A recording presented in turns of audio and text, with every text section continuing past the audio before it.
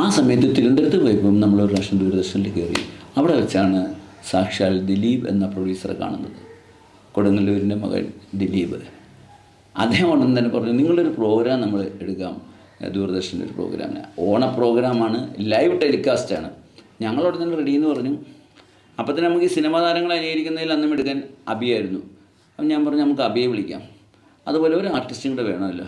ഞാൻ പറഞ്ഞു, ഒരാളിങ്ങനെ പതുക്കെ എല്ലാ ദിവസവും കലാമല്ലോ വന്ന് പാട്ട് പഠിച്ചിട്ട് പോകുന്ന ഒരാളുണ്ട്, നല്ല ആർട്ടിസ്റ്റാണ്, നമുക്ക് പുള്ളിയെ വിളിച്ച് പറഞ്ഞാലോ.